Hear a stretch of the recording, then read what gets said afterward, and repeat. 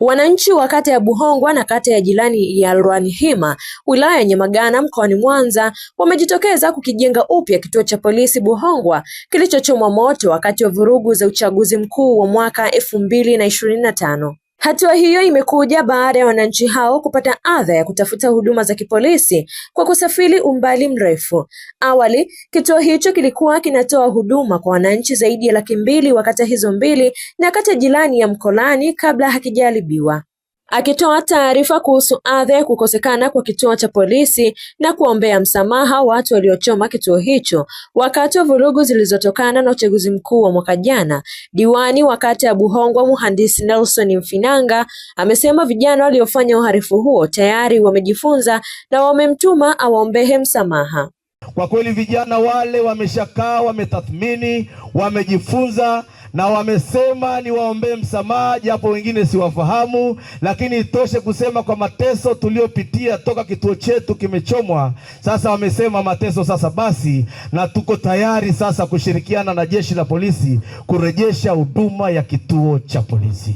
Afande RPC, tuko tayari kushiriki katika kuhakikisha kwamba kituo chetu kinarejea. Ndio maana kwa mfano ulio hai tayari unaona gari la mchanga ni mwananchi tayari ameshajitolea, na tayari tumeshaanza kumwaga baadhi ya material ili siku ya siku huduma hii irejee. Katika hatua nyingine, Mhandisi Mfinanga amepongeza polisi kata wa kata hiyo, mkaguzi wa polisi Clemence Masululi kwa namna anavyohudumia kata hiyo yenye mitaa 18 pamoja na changamoto zake licha ya kukosa kituo cha polisi. Lakini kipekee sana nimpongeze polisi kata wetu ndugu yangu Clement. Kwa kweli huyu amevaa kofia zote za uzazi za askari, lakini kwa unyenyekevu mkubwa anaihudumia kata ya Buhongwa pamoja na ukubwa wake, lakini pamoja na changamoto zake za kukosa kituo ameendelea kupambana na mitaa yetu 18. Ndiyo maana mpaka sasa hivi unaona angalau Buhongwa ipo salama, lakini kimsingi nimpongeze sana kwa kazi kubwa anayoifanya Buhongwa.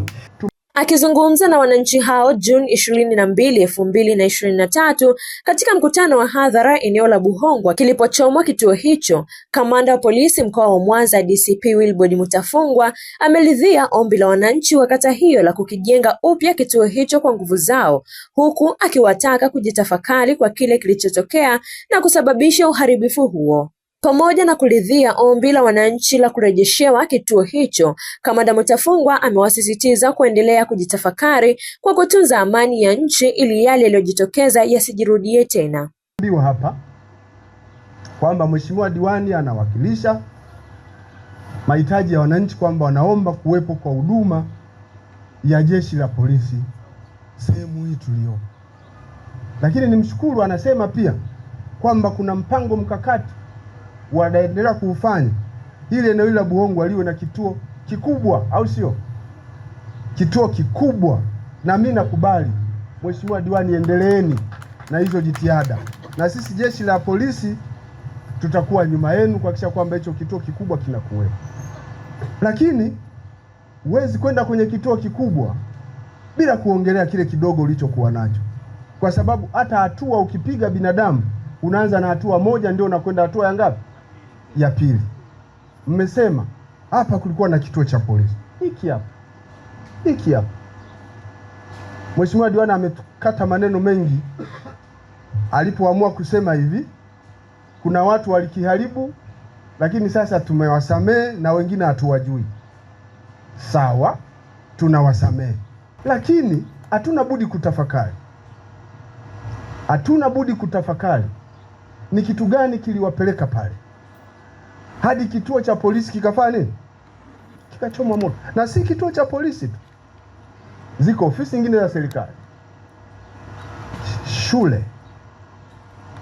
Hivyo vitu ndio ambavyo hatuna budi kuvitafakari wakati tunasamehe, na kimsingi tusamehe, na mimi nakubali tusamehe, lakini tusamehe huku tukitafakari yale yaliyotokea, na tukubaliane kwa pamoja kwamba hayo yasijitokeze tena.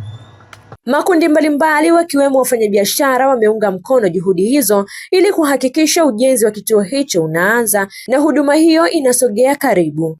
Zaidi ya fedha taslim shilingi milioni 5 zimechangwa na wananchi, mifuko 74 ya saruji na matofali pisi 1200 vimetolewa wakati wa mkutano huo wa hadhara, ambapo makadirio ya gharama za ujenzi wa kituo hicho ni zaidi ya shilingi milioni 30 hadi kukamilika kwake. Mimi ni Matrida Baltazari wa Inland TV.